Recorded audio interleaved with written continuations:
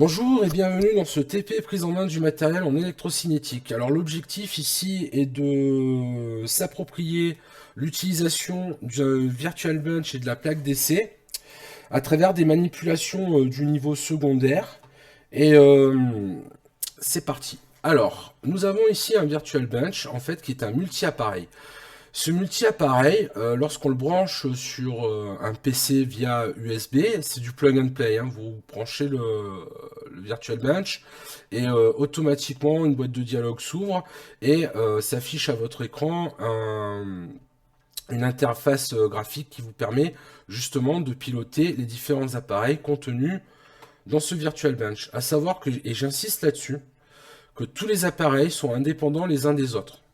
Alors, nous avons un générateur de tension qui est disponible avec une sortie plus 6 volts, deux autres sorties plus et moins 25 volts, avec chacune des sorties associées à une masse. Donc, ce pilotage, le pilotage de ce générateur de tension dont les sorties sont là va se faire via votre PC.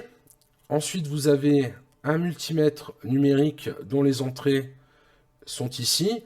Alors pareil, le pilotage de ce multimètre numérique, à savoir choix du calibre, euh,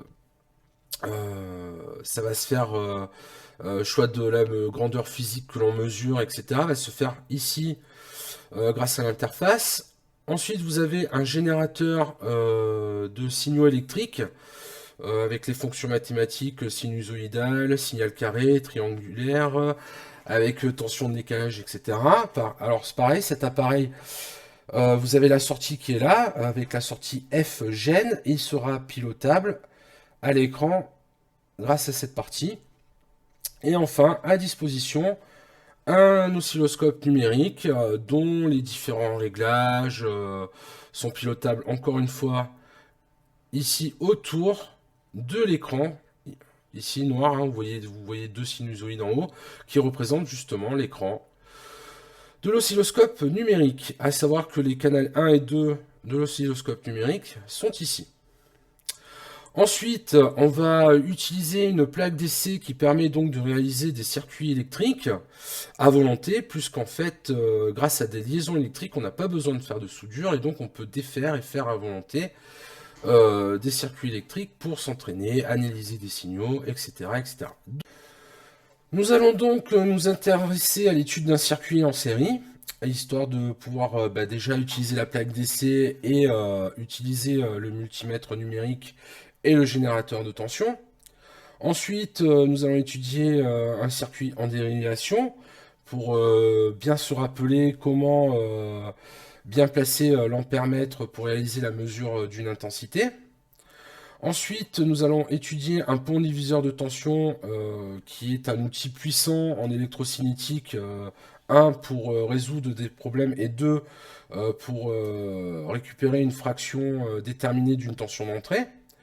Ensuite, nous verrons l'étude d'un pont de Weston qui sera le prétexte pour s'approprier la notion physique de générateur de Thevenin et de Norton. Enfin, nous verrons les régimes alternatifs et ainsi nous pourrons voir comment utiliser le générateur de fonctions ainsi que l'oscilloscope numérique. Alors, grand 1, étude d'un circuit série. Donc, je vais réaliser le montage suivant, à savoir un générateur de tension continue de 10 volts associé à 3 résistances, dont les valeurs sont 150 ohms, 220 ohms et 470 ohms. Je vais réaliser la mesure de la résistance d'un dipôle ohmique pour vous montrer comment on utilise le multimètre numérique. En théorie, si j'applique la loi d'émail et ainsi, enfin d'additivité des tensions, ainsi que la loi d'Ohm U égale RI, hein, que vous avez tous vu en secondaire, je dois vérifier que la tension borne du générateur est égale à la somme des tensions des résistances et que l'intensité est unique et qu'elle traverse le circuit. Elle a pour valeur 11,9 mA. Nous allons donc réaliser les mesures I, E, les trois mesures de tension et vérifier la somme. Donc on se retrouve pour la partie pratique. Alors la plaque DC. La plaque DC permet de faire et de défaire des circuits électriques à l'infini puisqu'elle permet de réaliser des liaisons électriques sans réaliser de soudure. Alors comment se font ces liaisons électriques? Alors vous avez des liaisons électriques qui vont se faire de manière verticale de part et d'autre de la plaque avec ici tous les plots qui se trouvent à côté de cette ligne rouge. Et ensuite là, tous les plots qui se trouvent à côté de cette ligne bleue. Alors, ça veut dire que si à un de ces plots, proche de la ligne rouge, j'impose un potentiel de 10 volts, je vais retrouver ce potentiel de 10 volts sur toute cette verticale. Pareil, si j'impose un potentiel de 4 volts, je vais retrouver ce 4 volts à n'importe quel plot le long de cette ligne bleue. Et c'est le même principe de l'autre côté. En ce qui concerne ce bloc et ce bloc, cette fois-ci, les liaisons électriques se font de manière horizontale. Donc ici, si j'impose un potentiel de 2 volts, je vais retrouver ce potentiel le long de cette ligne. Et ça sera indépendant des autres lignes horizontales. Je m'explique. Je vais prendre l'exemple avec une résistance. Si je veux placer une résistance et être sûr que les deux pattes ne sont pas liées électriquement, il faudra le faire de cette manière. Ou alors, de cette manière. Ainsi, je suis sûr que les deux pattes ne sont pas liées électriquement. Ou alors encore, de cette manière.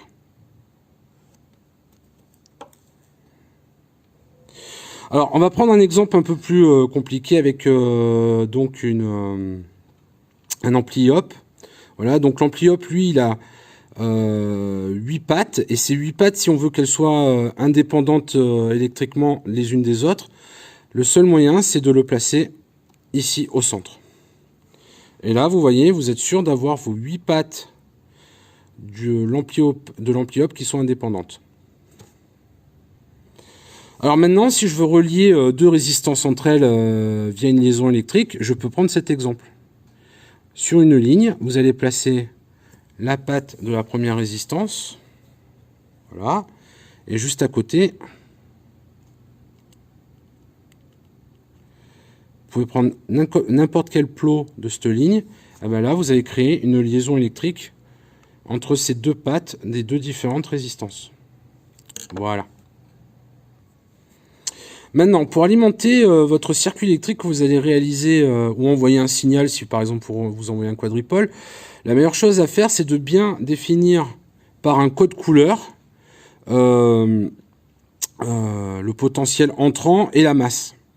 Pourquoi? Parce que si vous avez un collègue ou votre enseignant entre vos pratiques qui vient, il pourra facilement se repérer. Donc, évidemment que la couleur des fils n'a aucun rapport avec la conduction électrique, mais par rapport à la lecture facile de votre montage pour quelqu'un d'autre, ça sera un avantage. Donc, je vous conseille en rouge la phase et en noir la masse. Donc là, par exemple, ça veut dire que vous avez toute cette ligne qui sera au potentiel de la phase et ici, toute cette ligne qui constituera la masse. Donc on se retrouve maintenant avec la partie bloc d'alimentation du Virtual Bench. Vous voyez qu'on peut observer une sortie plus 6 volts, une masse à côté, une sortie plus 25 volts, deux masses à côté et enfin une sortie moins 25 volts. Ce qui se passe, c'est qu'on va pouvoir régler le potentiel de chaque sortie grâce à l'interface du Virtual Bench qui se trouve sur votre PC. Si par exemple je veux alimenter comme ce qui va suivre en plus 10 volts et 0 volts, ce que je vais faire, c'est que je vais me placer sur la sortie plus 25 volts, puisqu'elle permet de monter jusqu'à plus 25 volts. Ensuite, à côté, le potentiel 0, ça va être la masse qui lui est dédiée.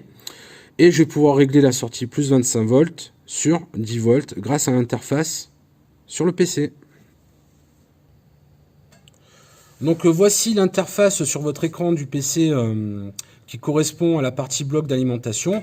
Et comme vous pouvez observer, on retrouve les trois sorties que je vous ai énumérées auparavant, à savoir plus 6 volts, plus 25 volts, moins 25 volts. Et donc je peux décider du potentiel en sortie de chaque plot où je peux alimenter. Donc, celle que je vais utiliser, c'est celle de 25 volts, puisque je vous ai dit qu'on pouvait la régler jusqu'à 25 volts, et je veux une sortie à 10 volts.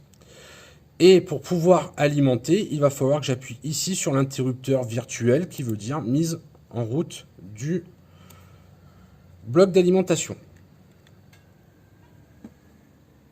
Et là, vous voyez que des LED bleus s'affichent et donc vous êtes bien en train de délivrer une tension de 10 volts à la borne plus 25 volts. Nous allons voir ça plus en détail après l'explication de l'utilisation au multimètre. En effet, pour cette manipulation, nous allons aussi utiliser la partie multimètre numérique du Virtual Bench. Donc, ici, c'est la partie Digital Multimeter.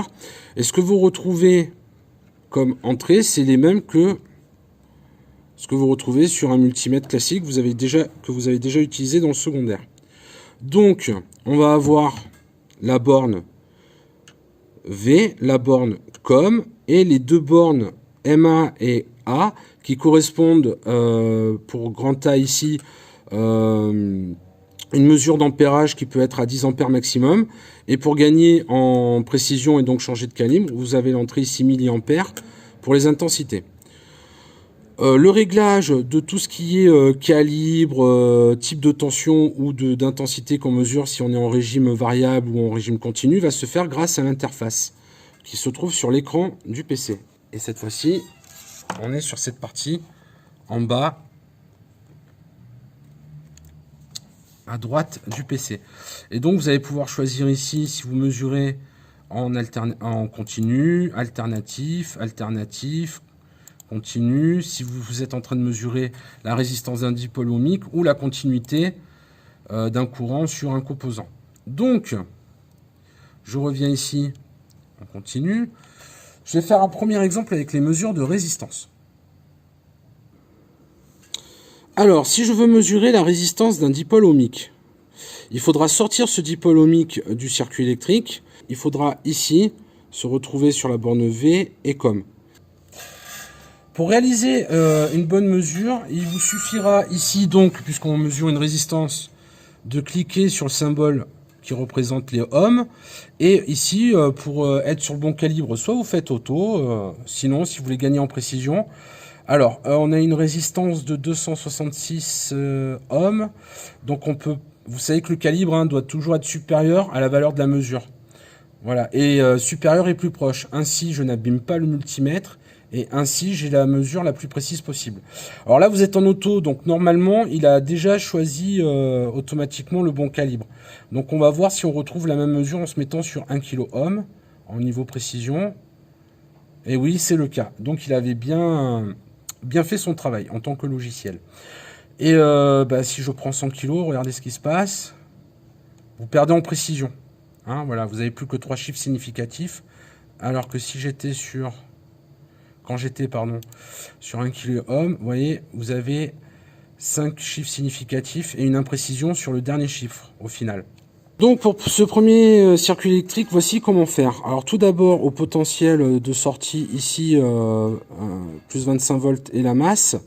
Vous mettez donc votre fil rouge et votre fil noir, ces deux couleurs, afin que votre enseignant ou votre camarade puisse s'y retrouver si lui regarde votre travail après avoir fini de réaliser le circuit. Donc ça veut dire qu'ici, on va avoir toute cette ligne proche de la ligne rouge qui va être un potentiel 10 volts, et la ligne à côté qui est proche de la ligne bleue qui va être à 0 volts la masse. Donc, comment j'ai fait? Je suis parti ici de du potentiel 10 volts. J'ai mis la première résistance. Voilà. Ensuite, ici, grâce à cette liaison électrique, je l'ai relié à la résistance R2, qui s'est retrouvée sur cette ligne ici. Reliée elle-même grâce à ces deux plots qui sont en liaison électrique sur R3. Et là, retour sur le potentiel 0, c'est-à-dire la masse. Voilà, donc je peux maintenant faire les mesures. N'oubliez pas de mettre en route le générateur de tension de manière ici sur ce bouton virtuel. Voilà, et donc vous voyez bien ici que le générateur est en fonction grâce au LED bleu. D'ailleurs, si un jour vous voyez une LED rouge, c'est qu'il y a un problème de votre circuit et que ce problème peut abîmer votre générateur de tension. Il faudra tout de suite l'arrêter. Donc nous allons réaliser les mesures de tension aux bornes des différentes résistances. Nous n'allons pas la faire aux bornes du générateur, puisque nous l'avons imposé au générateur égal à 10 volts. Donc pour cette première résistance, voici comment placer les pinces crocodiles afin de réaliser une mesure correcte. Vous voyez bien que le COM du voltmètre, ici, donc qui se prolonge là avec cette pince crocodile, est orienté vers la masse du générateur. Et ainsi, nous pourrons lire correctement la tension aux bornes de la résistance. Et on fera de même aux bornes de chaque résistance. Alors, le point bien sympathique lorsqu'on réalise des mesures de tension avec le voltmètre, c'est que finalement, il n'y a pas besoin de défaire le circuit. Il suffit de se déplacer de dipôle en dipôle ou d'ensemble de dipôle à ensemble de dipôles pour connaître les différentes tensions. Donc on se retrouve ici sur l'interface qui permet donc de piloter le Virtual Bench. Et donc nous intéressons maintenant à la partie multimètre numérique, qui va se trouver en bas à droite de votre écran. Donc nous sommes en courant continu, donc on va mesurer une tension en courant continu ici. Voilà, donc la tension aux bornes de la première résistance est de 1,80 volts. Voilà, on va se dire qu'on a une imprécision, vous voyez que ça bouge un peu sur les deux derniers chiffres, donc on va prendre comme mesure 1,80 volts. Alors vous voyez, ici c'est mis en auto, mais le calibre, j'aurais pu le choisir automatiquement à 10 volts. Voilà, et en fait, quand vous faites auto, lui, finalement, il détecte que c'est à 10 volts qu'il faut se placer. Donc voilà comment on réalise une mesure de tension. Je ne vais pas vous le refaire en vidéo pour les deux autres résistances. Donc on se retrouve maintenant pour la mesure du courant électrique. Alors c'est toujours le même montage. Et maintenant, pour mesurer un courant électrique, on est obligé de défaire notre montage afin d'y placer le multimètre en mode ampère-mètre. En effet, pour réaliser la mesure de courant électrique, l'ampère-mètre doit être traversé par ce courant électrique. Et donc ici maintenant, on n'a pas changé la borne COM, hein, elle est identique qu'on soit en voltmètre ou en ampère-mètre. Et nous, on s'est placé sur la borne ici 10 ampères. Alors pourquoi on se place toujours sur la borne de plus gros calibre? Pour éviter d'abîmer le multimètre, parce qu'on ne sait pas quelle va être la puissance électrique reçue à cause de l'intensité. Donc pour éviter d'abîmer le multimètre, on se sécurise en choisissant le plus gros calibre, celui qui peut encaisser le plus de courant électrique. Voilà, donc là je suis sur 10 ampères et là sur le COM. Et donc toujours le COM orienté vers la borne négative du générateur ou la masse, afin d'avoir le courant électrique dans le bon sens, la bonne valeur algébrique du courant électrique. On passe maintenant sur l'interface pour le pilotage du Virtual Bench. Alors, comme vous pouvez le voir, on est passé ici en mode auto par rapport à l'entrée 10 ampères, et je peux lire une valeur de l'intensité du courant électrique de 12,20. Bon, on a une imprécision sur le dernier chiffre, donc on va dire 12,2 milliampères. Et ce qu'on constate, c'est que finalement, je peux me mettre sur le calibre 100 milliampères. Et oui, 12 milliampères, c'est plus petit que 100 milliampères, donc je peux descendre en calibre.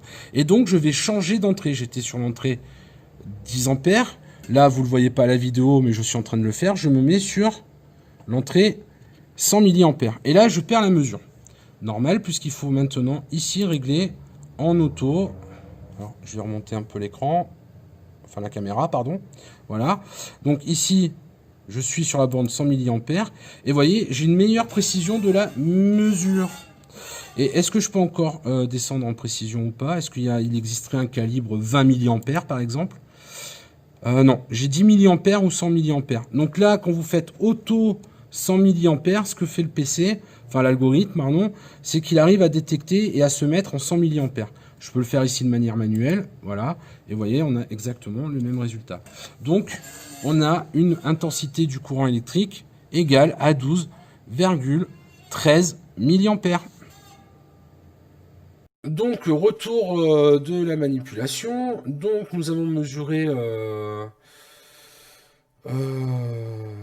ici, pardon, une valeur de l'intensité de 12,139 milliampères. Alors, on va s'intéresser, et je le ferai uniquement pour cette partie, je ne le ferai pas dans les autres manipulations, pour éviter des lourdeurs dans les explications et pour qu'il y ait une meilleure fluidité des explications vidéo.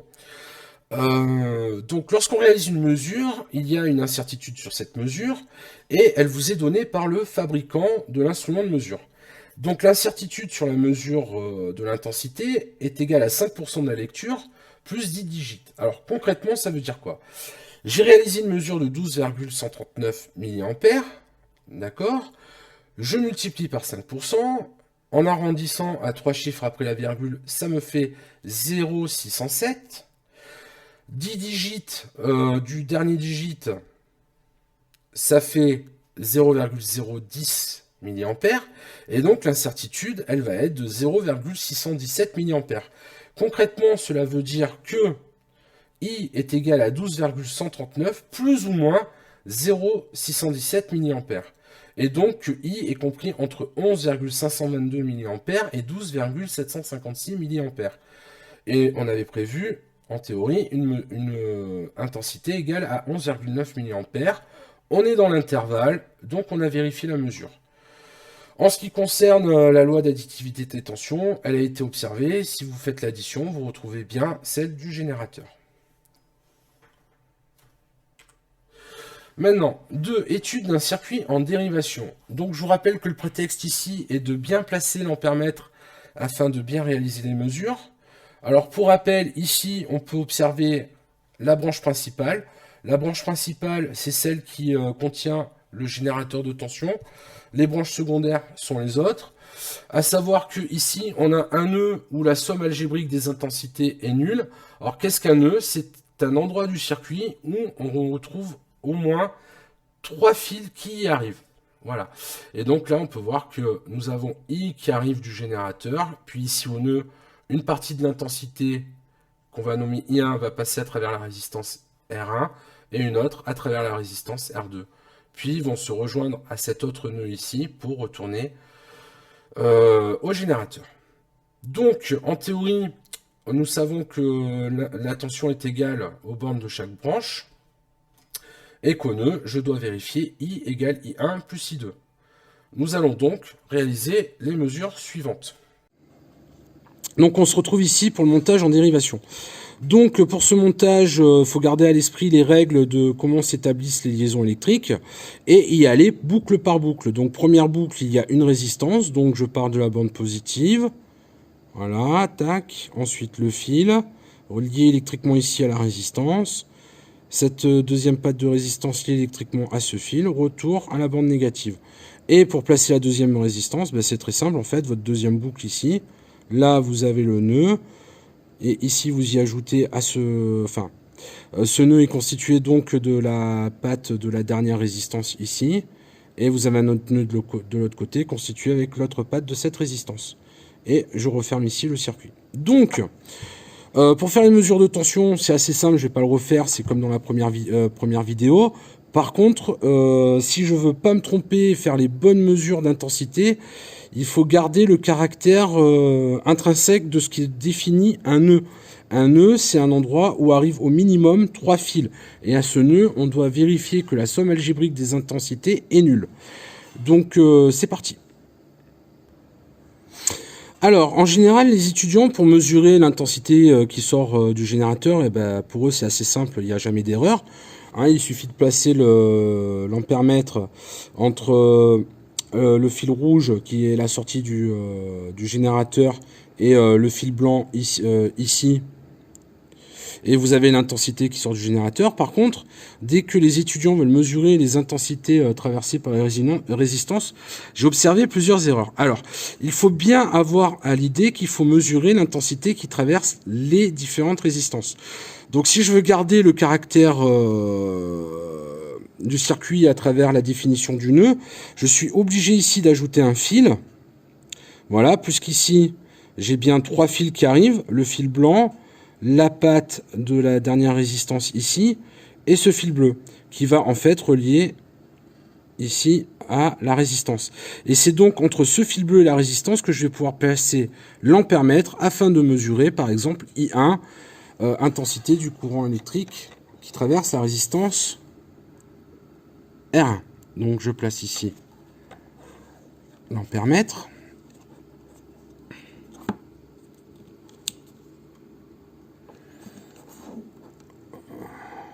Voilà. Comme je ne sais pas quelle va être la valeur, je me place comme sur le plus gros calibre. Ici. Et je peux maintenant revenir à l'interface du Virtual Bench pour regarder ce que je mesure. Donc, je reviens ici sur la borne 10 ampères. Je vois que je suis à 0,02 ampères, donc on est sur du 20 milliampères. Je peux donc redescendre dans le calibre. Je me mets sur la borne milliampères. Je change ici, je sélectionne la borne auto à moins de 100 milliampères. Et voilà, j'ai la mesure. Donc ici, j'ai la mesure du courant électrique qui traverse la résistance R1. Et pour cela, attention à bien conserver votre nœud et à ne pas le défaire finalement quand vous placez votre ampèremètre. Voilà. Donc retour de la manipulation, et voici les mesures. Donc on retrouve bien ce qui était attendu. Alors je vous rappelle, ce sont des manipulations même qu'on voit au collège. N'oubliez pas qu'ici l'objectif est la révision du vocabulaire, tel que branche principale, nœud, branche secondaire, ampèremètre, voltmètre, multimètre, ohmmètre, comment on rebranche tout ça. Et surtout, la plaque d'essai qui, pour la plupart d'entre vous, vous est totalement inconnu, et le Virtual Bench qui est inconnu pour tout le monde. Voilà, n'oubliez pas ça. 3. Étude d'un pont diviseur de tension. Donc, qu'est-ce qu'un pont diviseur de tension? C'est un outil puissant de résolution de problèmes lorsqu'on a un problème en électrocinétique à régler. Mais surtout, au niveau TP, si j'ai une tension d'entrée qui m'est imposée et que je désire récupérer une autre valeur de tension en sortie, ce pont diviseur de tension est un moyen rapide et utile pour récupérer une fraction déterminée que j'aurais décidé à travers des valeurs de résistance que j'aurais calculées au préalable pour avoir la tension de sortie que je veux. Donc, je vous ai mis la formule. Alors attention, le pont diviseur de tension, je peux utiliser cette formule à une seule et unique condition, c'est qu'il n'y ait pas de courant de sortie.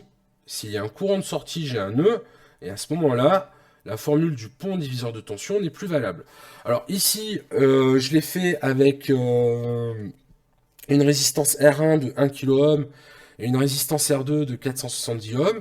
La tension d'entrée étant sur 15 volts, je m'attends, si je remplace par les valeurs des paramètres dans la formule, à avoir donc une tension de sortie de 4,78 volts. C'est parti pour la manip. On se retrouve ici pour le montage pont diviseur de tension.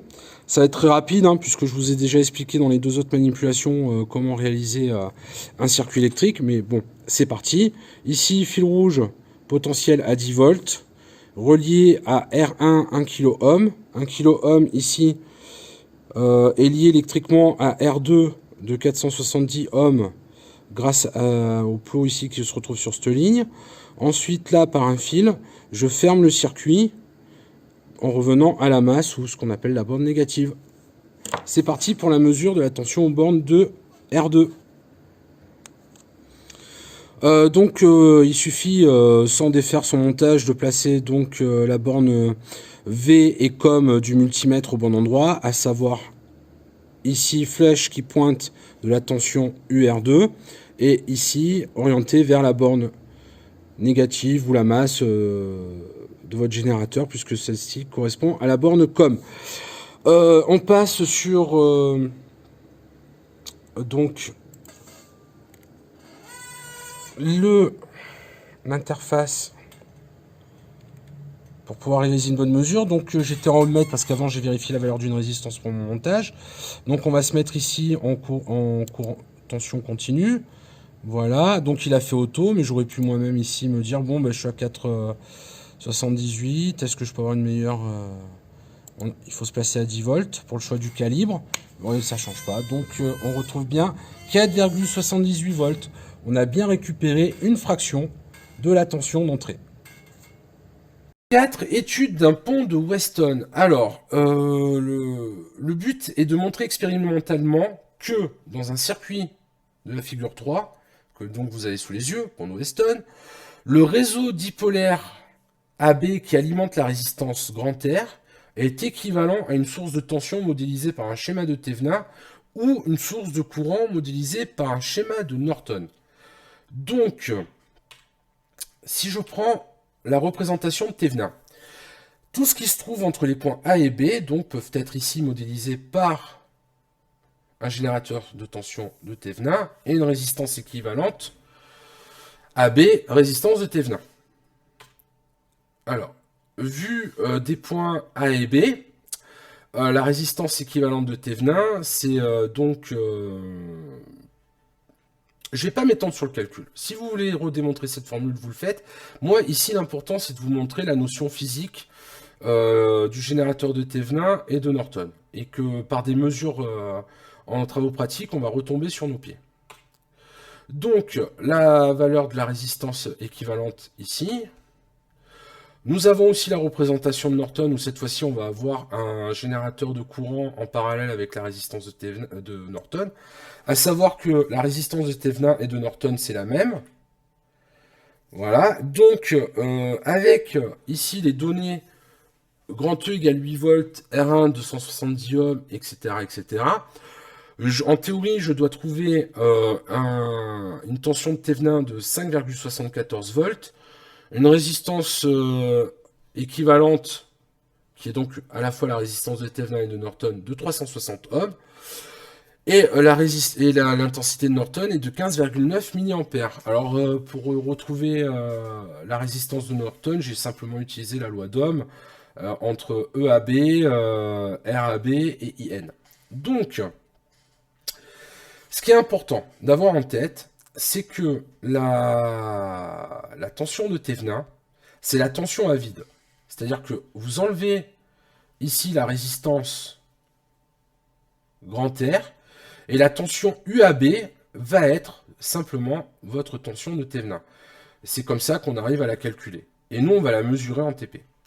Et la résistance équivalente, c'est lorsque toutes les sources de tension et de courant sont éteintes. Alors, une source de tension éteinte, on va le voir dans le TP, je vais enlever la résistance R, je vais remplacer le générateur ici par un fil, et on va lire directement la valeur de la résistance équivalente. Ensuite, pour l'intensité de Norton, c'est ce qu'on appelle l'intensité de court-circuit. Donc une intensité de court-circuit, vous enlevez R et vous mettez un fil, et vous avez l'intensité de Norton, ce sera l'intensité de court-circuit. À ce moment-là, comment faire? Je vais simplement placer un ampère-mètre entre A et B et réaliser ce court-circuit. C'est parti. Donc, sur votre fascicule et au tableau, ce que j'ai montré comme étant les points A et B sont là. Là, on a A et là, il y a B. Et c'est ici qu'on est censé placer la résistance R. Mais moi, ce que je vais faire, je vais vous montrer comment mesurer directement une tension de Thevenin, une intensité de Norton et une résistance équivalente de Thevenin ou Norton. Alors, je mets en route, ici, si vous regardez à l'écran du PC, donc le générateur est réglé sur 8 volts. On met en route. On revient, là vous voyez les LED bleus qui m'indiquent qu'il n'y a pas de problème avec mon montage. Et donc voilà. En orange, c'est le point A qui sort. Et ici, le point B. Donc, ce que je veux relever, la tension de Thevenin, c'est UAB. Donc,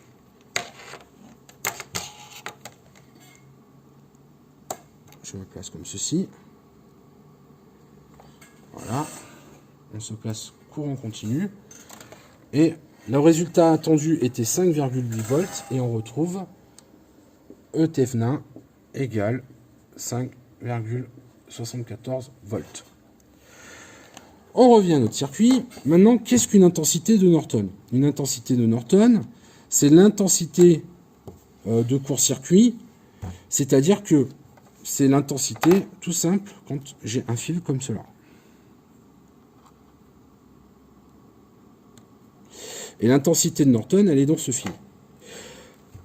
Donc, comment faire? Il suffit de débrancher comme cela, de placer notre fil, et de placer ici l'ampère-mètre. Et on aura directement l'intensité de Norton. Attention à bien se passer sur les bonnes entrées du multimètre numérique.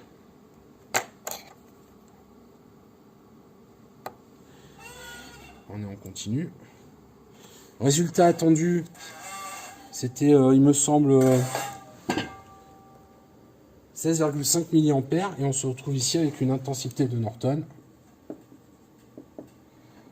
de 16,3 mA. Alors, on vous dit que si l'on veut mesurer, si on veut calculer la résistance équivalente vue des points, regardez ici, A et B, il faut remplacer les sources de tension par un fil et les sources de courant par un interrupteur ouvert. Ici, il n'y a qu'une source, c'est celle de tension. On va donc l'éteindre, la remplacer par un fil. Oui, parce qu'éteindre une source de tension, ça revient à la remplacer par un fil, et une source de courant par un interrupteur ouvert. Et donc voilà. Vous vous rappelez, dans la première manipulation, je vous avais dit toujours sortir une résistance pour mesurer sa résistance. Sinon, qu'on mesurait sa résistance équivalente, voilà. Là, si je mesure entre ces deux points, en ayant remplacé la source de tension ici par un fil, je vais mesurer la résistance équivalente vue de ces deux points. Et on retrouve 355 ohms. Donc la résistance de Thevenin, qui est égale à la résistance de Norton, est de 355 ohms. Grand 5, les régimes alternatifs. Donc l'objectif dans cette partie, c'est d'utiliser le générateur de fonction et l'instrument de mesure, l'oscilloscope numérique. Alors, qu'on soit bien clair sur les termes avant de faire quoi que ce soit. Je vous ai représenté sur le tableau une période d'une sinusoïde, hein, d'accord, de période grand T. Donc, on est bien d'accord qu'à l'oscilloscope numérique, on va visualiser l'évolution de la tension en volts en fonction du temps en secondes ici au tableau. Hein. Après, on verra sur l'oscilloscope numérique que je peux modifier en prenant des sous-multiples tels que la milliseconde, le microseconde, millivolts, etc.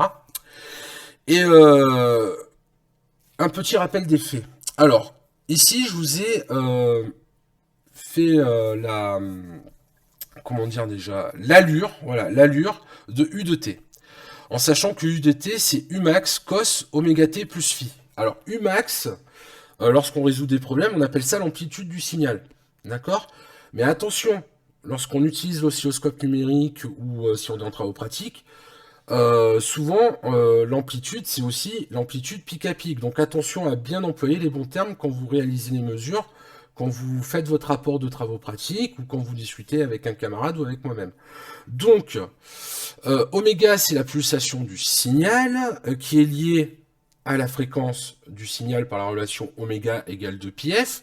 Et qu'est-ce que la fréquence? En fait, c'est le nombre de répétitions en une seconde de ce motif que je vous ai dessiné. Donc si par exemple je trouve 500 Hz, ça veut dire que le motif que je vous ai dessiné, à savoir la période, se répète 500 fois en une seconde.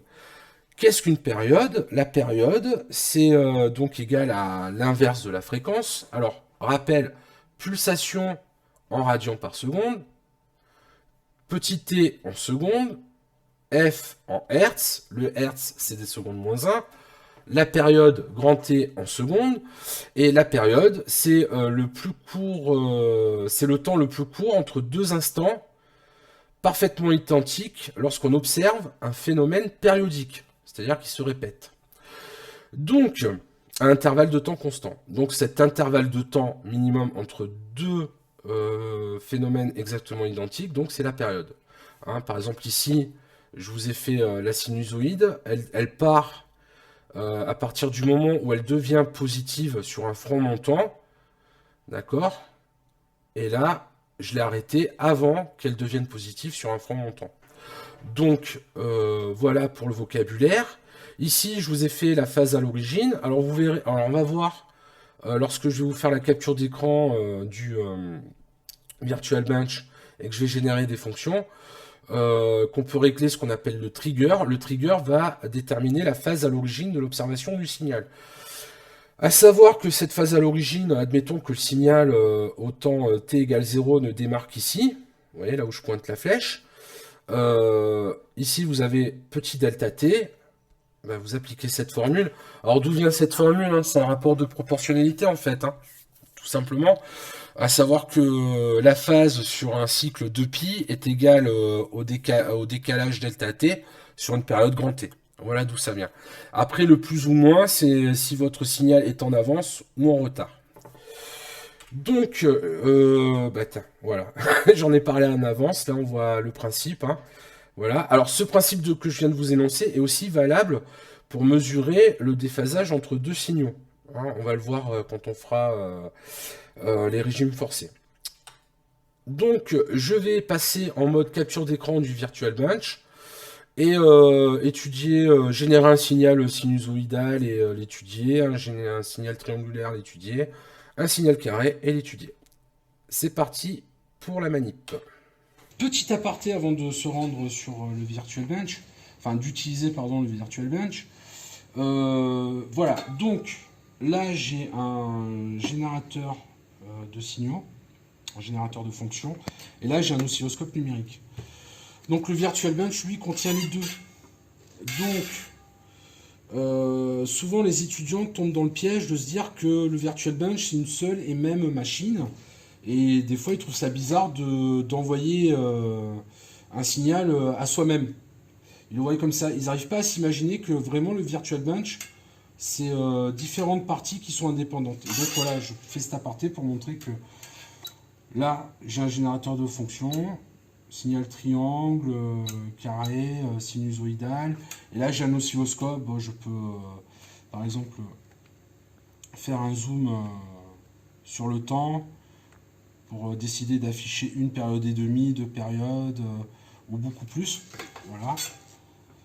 Et donc, c'est vraiment deux appareils distincts. Eh ben, sur le Virtual Bench, c'est exactement la même chose. On a beau avoir la même boîte, c'est deux appareils distincts. On passe sur le Virtual Bench. Donc là, on se retrouve face au Virtual Bench. Et donc, on va s'occuper de la sortie générateur de fonctions ou de signaux. Donc ici. Et en fait, je veux étudier les différents signaux que je vais générer. Donc je vais les mettre dans ce canal 1 ici de l'oscilloscope numérique. Vous voyez bien que tout ce bloc-là correspond à signal oscilloscope. Et là, vous avez fgen pour fGenerator. Function Generator. Donc, voilà. Donc ici, je génère un signal. Et puis bon, là, je peux rien voir, même si j'alimentais un circuit, ou si j'envoyais un signal dans un circuit. Donc l'oscilloscope, en fait, c'est l'œil de l'électronicien. Ce qui va permettre de visualiser des choses. Donc voilà, là, quand je fais ça, en général, les étudiants, ils ont l'impression que j'auto-alimente une même et seule machine. Mais en fait, non. Faut juste ce que je vous ai dit avant. Donc là, c'est vraiment comme si j'avais ici un appareil à part et ici un autre appareil.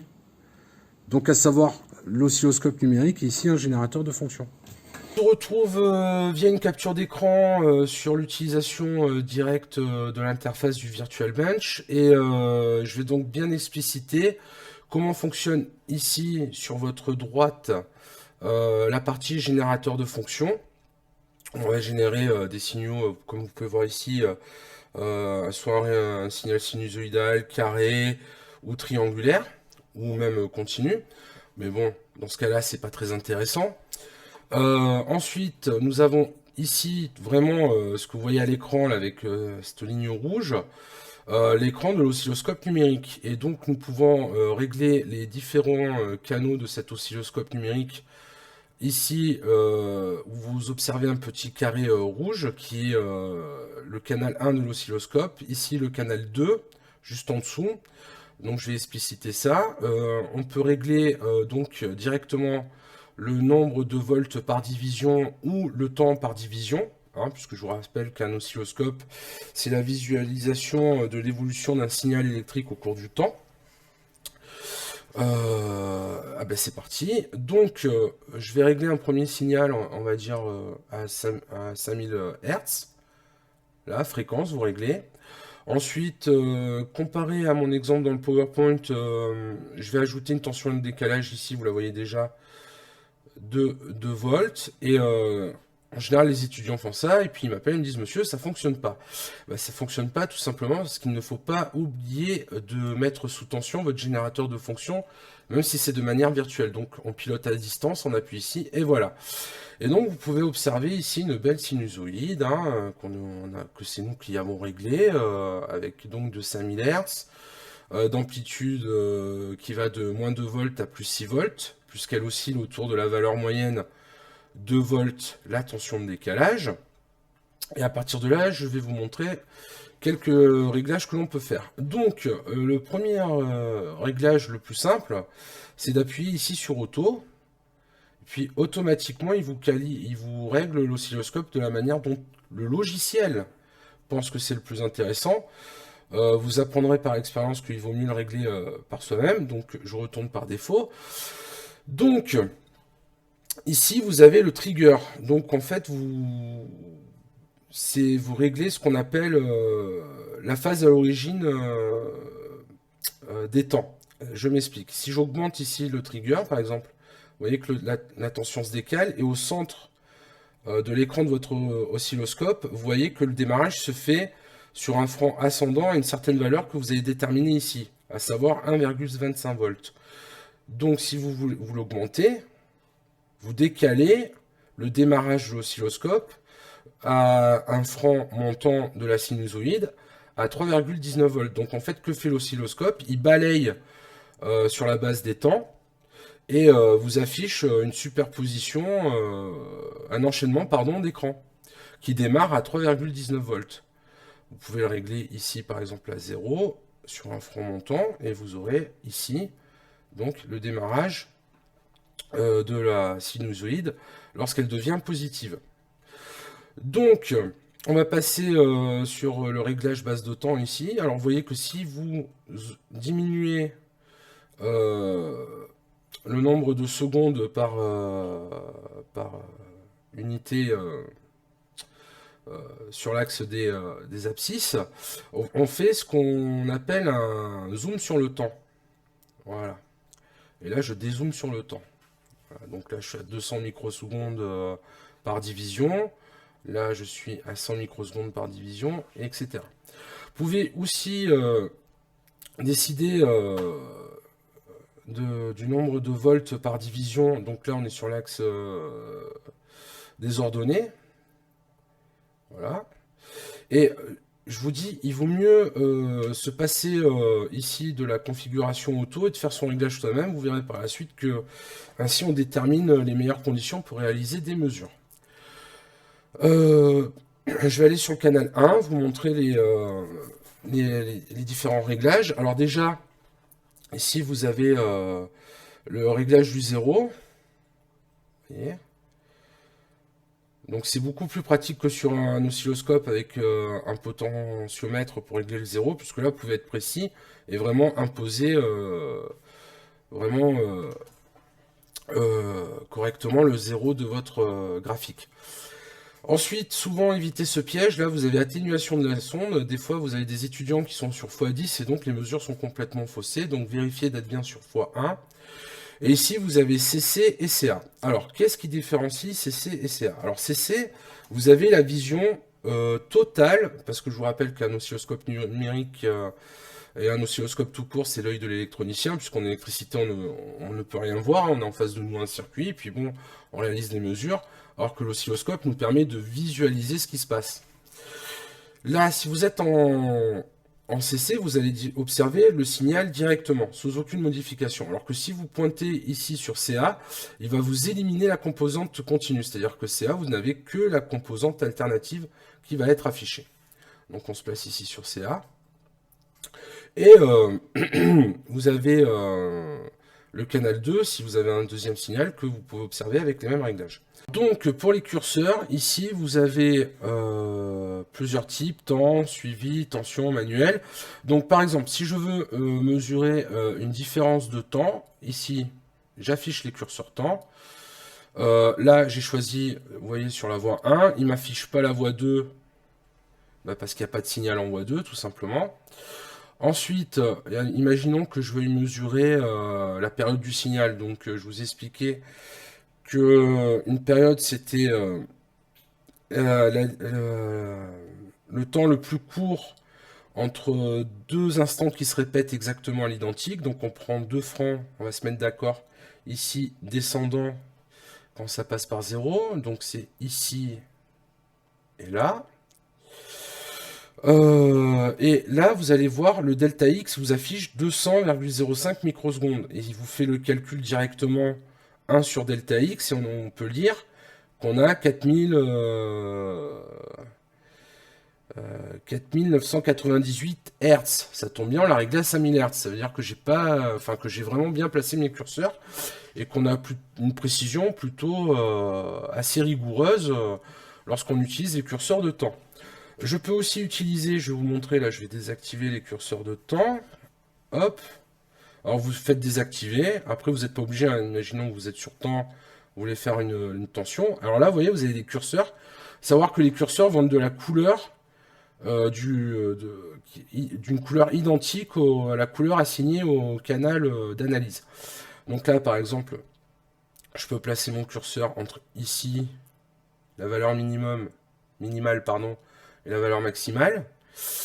Voilà, et vous avez votre delta Y qui s'affiche ici, et vous voyez bien, il affiche 8,06 volts. Pareil, hein, la précision est pas mal, puisqu'on a une amplitude que nous on a réglée à la base de 8 volts pic à pic. Donc, ça c'était les deux curseurs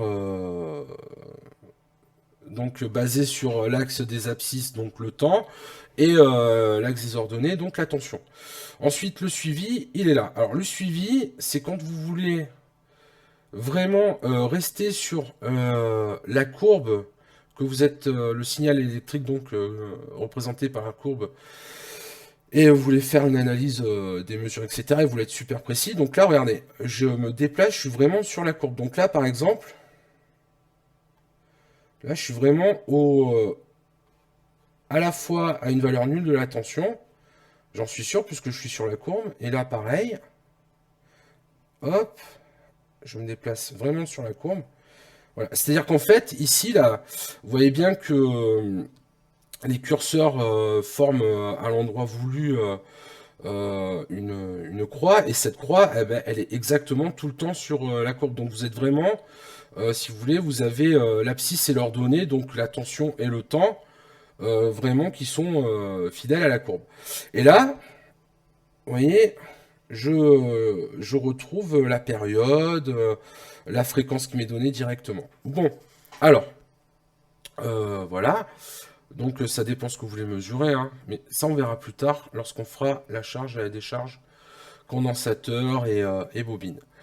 Donc voilà pour les curseurs. Maintenant je vais effacer les curseurs, donc je fais ici désactiver, donc on se retrouve avec notre signal.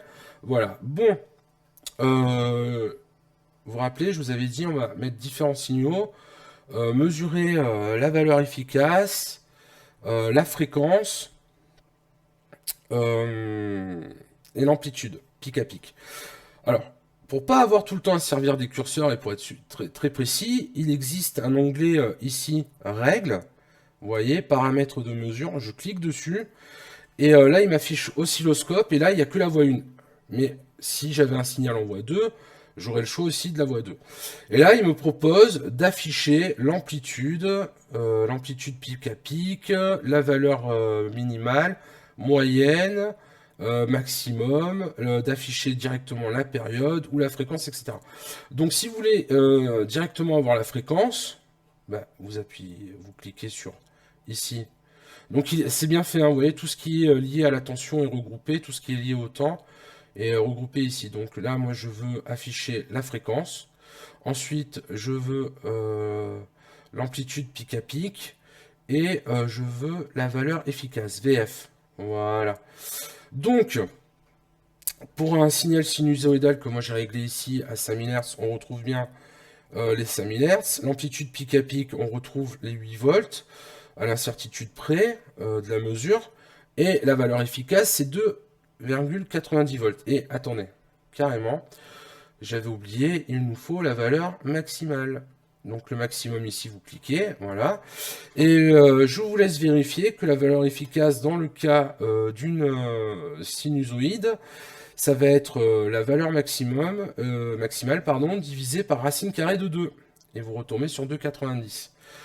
On va générer un signal triangle ici, hein, vous voyez, je clique donc sur le triangle. Allez, on va changer un peu les amplitudes, hein. Je peux prendre quelque chose de plus petit. Je vais monter assez haut en fréquence, hein. Là je suis à 15 000 Hz. Donc là regardez, pour avoir un signal un peu plus agréable à observer, j'augmente le nombre de volts par division. Je fais un zoom sur le temps pour avoir une précision de mesure si je le veux. Et puis là, j'observe directement tous les paramètres que j'ai demandé à afficher. Donc, je retrouve bien une fréquence de 15 000 Hz. Ici, j'ai imposé une amplitude pic à pic de 5 volts, on la retrouve. Donc, le max, ben, c'est bien 2,50 volts. Et là, pareil, je vous laisse vérifier que vous faites 2,55 divisé par racine de 3 et vous retombez sur la valeur efficace du signal triangulaire. Alors, petit aparté, si je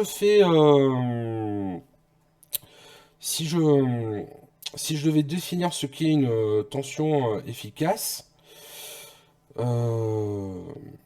je dirais simplement que physiquement, c'est la valeur de la tension continue qui provoquerait une même dissipation d'énergie qu'une tension variable si elle était appliquée aux bandes d'une résistance. Voilà. Au niveau de la représentation physique, ça veut dire ça concrètement. Ensuite, je vais passer... donc là, est-ce qu'il peut nous afficher la valeur moyenne? Tiens, ce serait rigolo. Oui. Voilà. Alors, pourquoi je le fais? Parce que forcément, je n'ai pas mis de tension de décalage. Et c'était pour vous montrer que voilà, il vous affiche une très très faible valeur là, de l'ordre du millivolt. Donc si jamais... parce que souvent les étudiants font cette erreur. Si jamais vous étudiez un filtre, une résonance en intensité, tension, etc., et que vous faites une erreur sur votre montage, j'ai déjà vu des étudiants essayer de faire des mesures et me dire « Oui, mais monsieur, c'est constant », et me montrer une faible valeur comme ça. Alors, si vous avez une faible valeur comme ça, en fait, c'est zéro, tout simplement. Donc, il faudra vérifier votre montage avant. En ce qui concerne... je vais vous montrer, je vais appliquer une tension de décalage. On s'amuse un peu, hein, voilà. Je vais mettre 2, attention... Je vais changer, ici je repasse en 2 volts par division. Et donc voilà, j'ai mis une tension de décalage de 2 volts et on retrouve bien une valeur moyenne de 2 volts. D'accord? À ce moment-là, la valeur efficace a changé, puisque la valeur maximale, elle a changé aussi, etc. Donc je vais passer sur un signal carré, sans composante continue. Alors, et là, vous avez le rapport cyclique qui s'affiche. Alors, qu'est-ce que veut dire ce rapport cyclique? En fait, c'est... quand il est à 50%, c'est que votre signal carré va passer autant de temps à la valeur max qu'à la valeur min. C'est-à-dire que là, vous allez voir, je vais changer le rapport cyclique. Voilà. Donc, si je mets 70%, il va être 70% du temps positif et 30% du temps dans la partie négative. Voilà ce que ça veut dire, le rapport cyclique. Donc, là... Je vous montre, si vous n'avez plus besoin d'observer la valeur d'un des paramètres, vous pouvez l'éliminer en cliquant sur la croix ici. Voilà, donc, etc., etc. Donc, je retrouve 5 volts pic à pic, valeur max de 55, fréquence de 15 000 Hz. Hein, ça, je peux m'amuser à la changer. Hein, regardez, voilà. Donc là, voilà, je retrouve bien 9000 Hz. Voilà, donc je vous ai montré les fonctions principales de l'oscilloscope du Virtual Bench. Je vous ai montré ici comment générer un signal électrique. Hein. Voilà, et c'est tout pour ce TP. On a bien vu toute la prise en main du Virtual Bench. Au revoir.